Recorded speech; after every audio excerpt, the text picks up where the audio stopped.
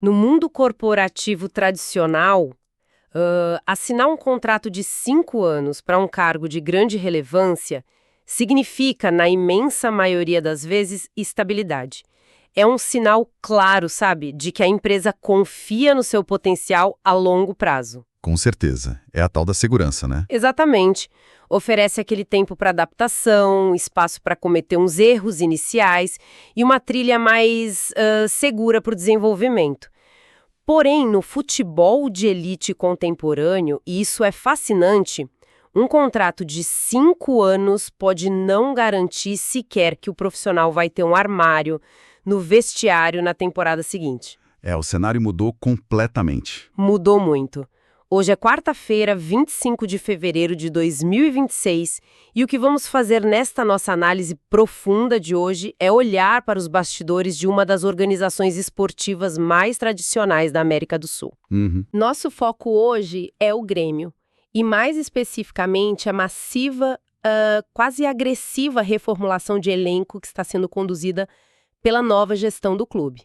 E só para alinhar as expectativas de quem nos acompanha hoje, não vamos discutir táticas de campo, esquemas ou resultados de fim de semana. De jeito nenhum. O buraco é mais embaixo. Exato.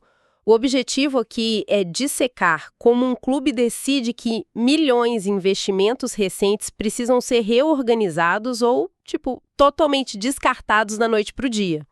Tudo isso em nome da eficiência financeira e esportiva. Essa é uma transição de mentalidade fundamental para quem acompanha a indústria do esporte de alto rendimento de perto. O futebol, por muito tempo, foi gerido com base na paixão e na esperança. Aquela coisa de trazer o jogador e torcer para dar certo. Exatamente. Contratava-se um atleta acreditando que, eventualmente, ele iria render. O que estamos observando agora, e o caso do Grêmio é um exemplo de manual dessa nova era, é a substituição dessa esperança pelo pragmatismo puro e simples. Pragmatismo ao extremo. Sim, as decisões de bastidores deixaram de ser baseadas no que o jogador fez no passado em outro país ou no tamanho do contrato que ele assinou lá atrás. A engrenagem atual gira em torno do custo de oportunidade e de métricas extremamente frias de produtividade. E a principal métrica que vai guiar a nossa compreensão das movimentações de hoje atende pelo nome de minutagem. A famosa minutagem. É fascinante, né? Como um conceito tão simples, o tempo real que um profissional passa exercendo a sua função principal dentro de campo, se tornou o juiz e o carrasco no planejamento estratégico de um clube. É o fiel da balança hoje em dia. E para ilustrar como essa métrica é implacável, precisamos olhar para a principal notícia desta quarta-feira. O atacante chileno Alexander Aravena está oficialmente de malas prontas. Indo embora. Ele está deixando o Grêmio para atuar no Portland Timbers, nos Estados Unidos. É um contrato de empréstimo válido até o final deste ano, que inclui uma opção de compra. Quando a gente olha só para o fato isolado, parece uma movimentação super normal de mercado. Mais uma negociação da janela. Exato, mas aqui é que a coisa fica realmente interessante.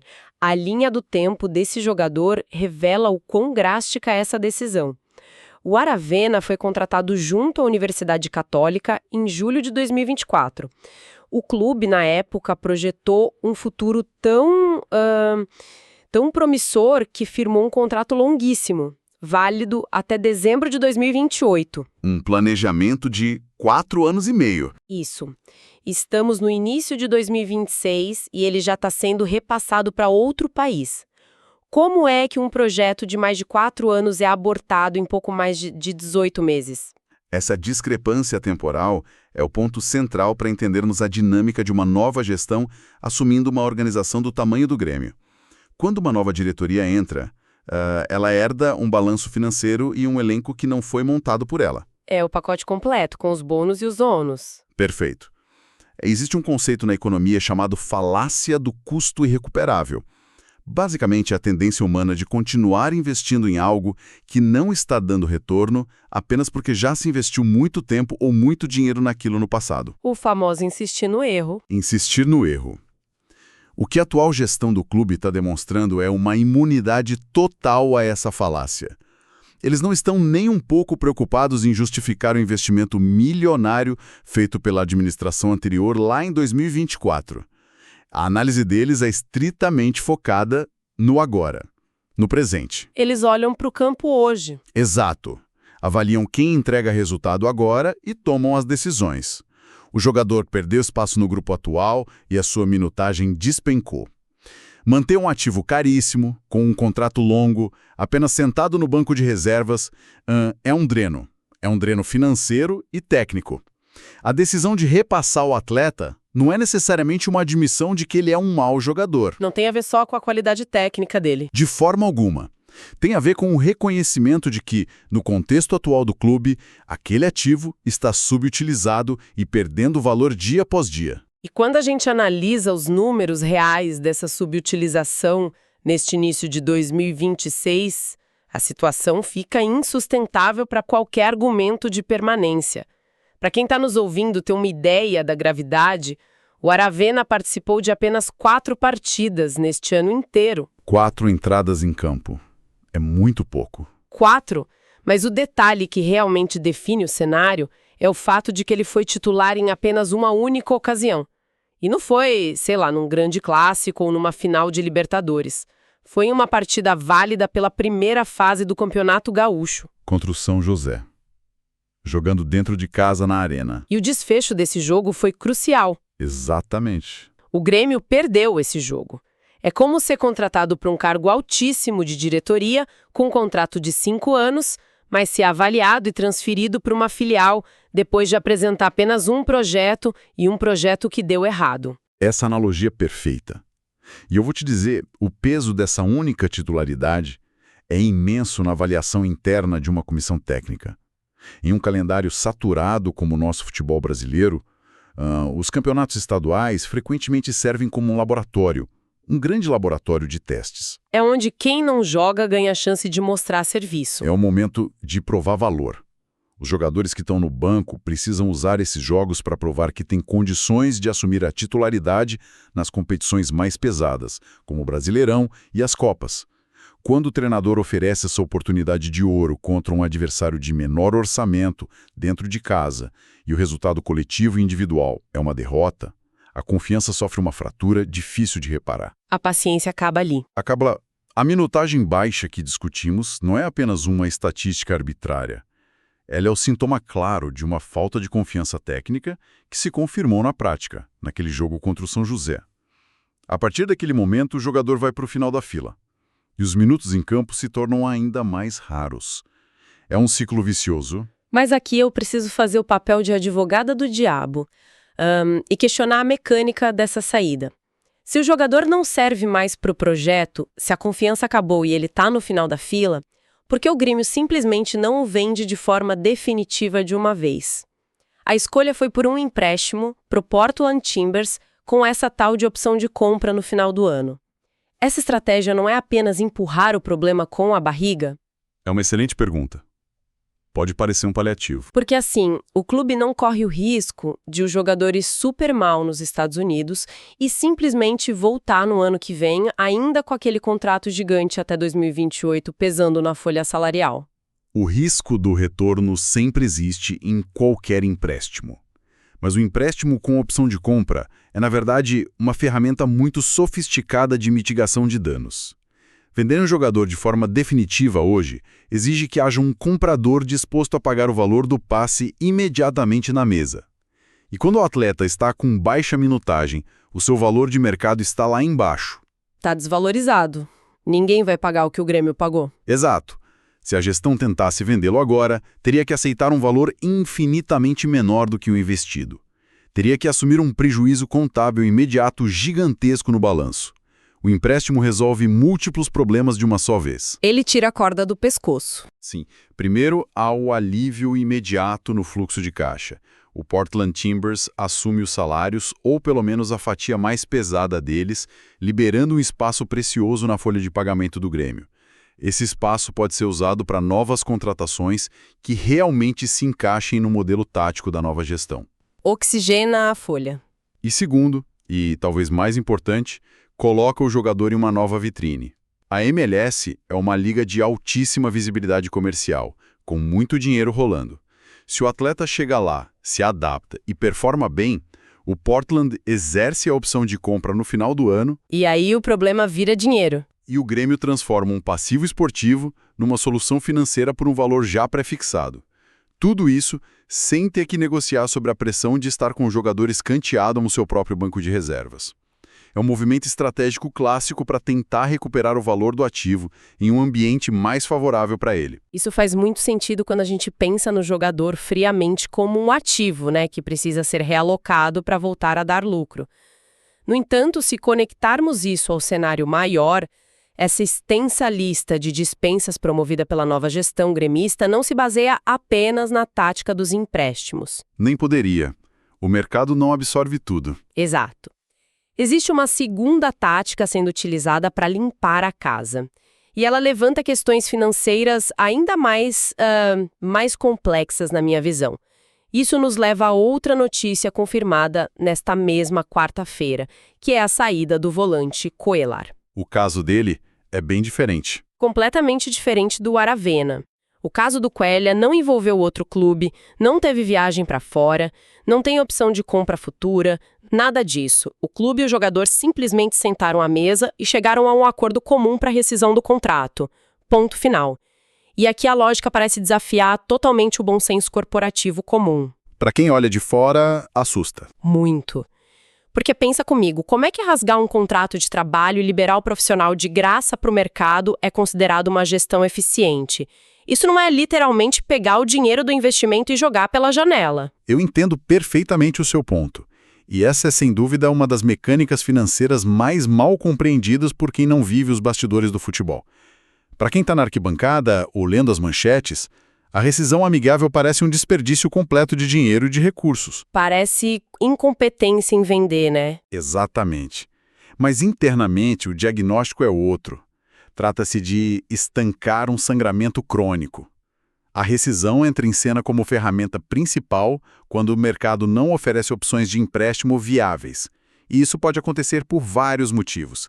Seja porque o salário do atleta é incompatível com o que outros clubes aceitam pagar, seja pela idade mais avançada do jogador, ou simplesmente pela falta de interesse imediato no mercado. Quando ninguém bate na porta. Isso. E nesses cenários onde ninguém bate na porta, manter o jogador encostado tem custos ocultos que vão muito, mas muito além daquele contra-cheque no final do mês. Custos ocultos? Como assim? O salário já não é o maior problema dessa equação toda? O salário é o problema mais visível no fluxo de caixa da diretoria. Mas pensa na dinâmica do dia a dia. Um jogador insatisfeito, que sabe que não está nos planos da nova comissão técnica e que não tem nenhuma perspectiva de ganhar minutagem, ocupa uma vaga no elenco principal. Uma vaga que poderia ser preenchida por um jovem promissor da base, ganhando 10 vezes menos. Bloqueia a subida da base. Além de bloquear a base, ele demanda tempo e estrutura. Demanda atenção do departamento médico, dos fisioterapeutas, da preparação física, sem contar o impacto psicológico no ambiente de trabalho. Ter profissionais desmotivados, treinando em separado ou apenas fazendo número para compor elenco, gera um passivo ambiental gigantesco no vestiário. O famoso clima pesado. O clima pesado contamina. A rescisão amigável, na prática, geralmente envolve uma negociação muito dura, onde o clube não paga o valor integral do que o jogador teria direito a receber até o último dia do seu contrato original. As duas partes sentam e chegam ao meio termo, um valor de rescisão que, em muitos casos, ainda é parcelado a perder de vista. Entendi. Então o clube aceita levar um golpe financeiro agora, mas um golpe controlado. Perfeito. Assume uma perda localizada e controlada, no presente, para evitar uma despesa e uma dor de cabeça muito maiores e prolongadas no futuro. É a gestão limpando a prancheta de forma totalmente cirúrgica, sabe? Para que o treinador trabalhe apenas com peças que se encaixam e que queiram fazer parte da engrenagem atual. E a velocidade com que essa gestão do Grêmio está conduzindo tanto os empréstimos quanto essas rescisões indica um planejamento super agressivo, né? Eles querem redesenhar essa folha salarial rapidamente e, pelo visto, sem absolutamente nenhum apego emocional a decisões tomadas no passado recente. Pragmatismo em estado puro. uma falta de apego emocional que é brutalmente pragmática. Enquanto a gente disseca esses movimentos todos, tem um detalhe estrutural nessas transferências, e isso é algo que quem nos acompanha precisa notar, que aponta para uma estratégia global muito bem desenhada. O destino das transferências. Exato. Quando olhamos para o destino final do Alexander Aravena, o Portland Timbers na Major League Soccer, a Liga dos Estados Unidos, percebemos que não se trata de uma negociação aleatória. O Aravena é o segundo jogador do Grêmio a fazer exatamente essa mesma rota, para esse exato mesmo clube americano. E em um espaço de tempo muito curto. Sim. O primeiro a trilhar esse caminho para o Oregon foi o uruguaio Carvalho, ainda no ano passado. E a história do Carvalho adiciona uma camada de imprevisibilidade quase trágica, sabe, a esse cenário todo de negócios.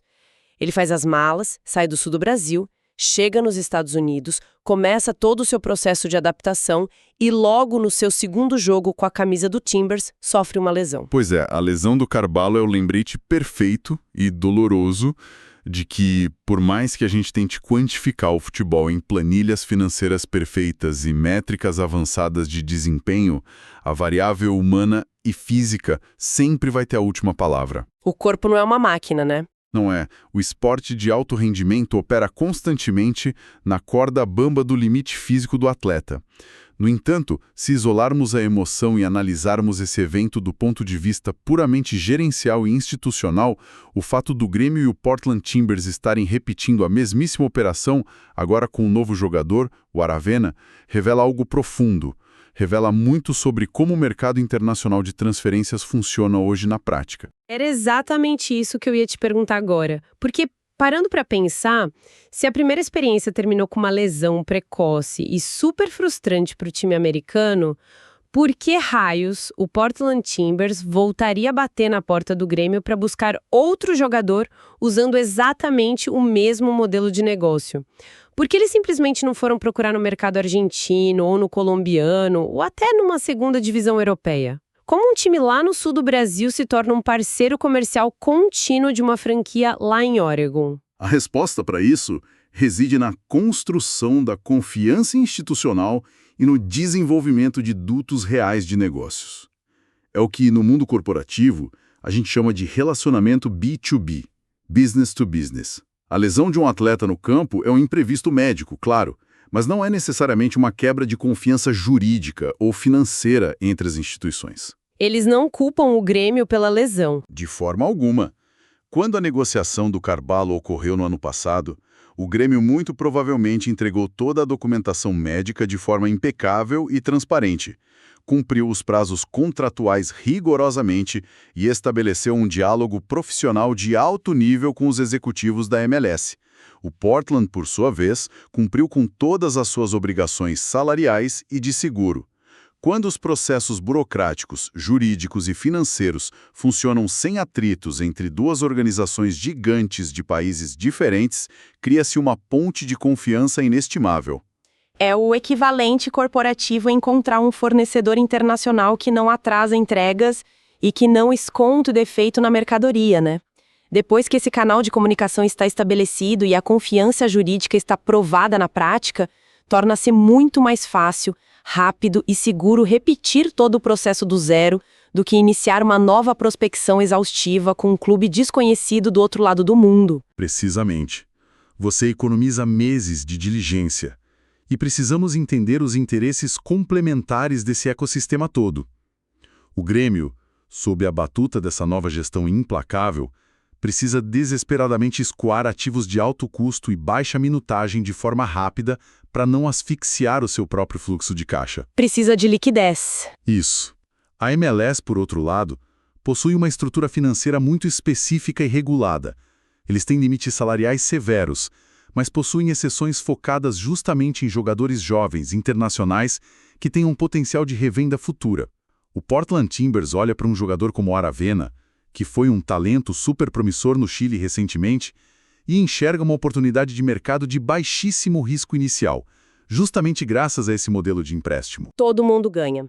O Grêmio se consolida como um fornecedor mega confiável de atletas sul-americanos com experiência em competições de altíssimo nível, enquanto o clube americano atua como um parceiro financeiramente robusto, um parceiro forte o suficiente para absorver contratos que o mercado interno brasileiro jamais conseguiria pagar para um jogador que está no banco. Exato. A criação desse eixo recorrente de transferências não é coincidência, de forma alguma.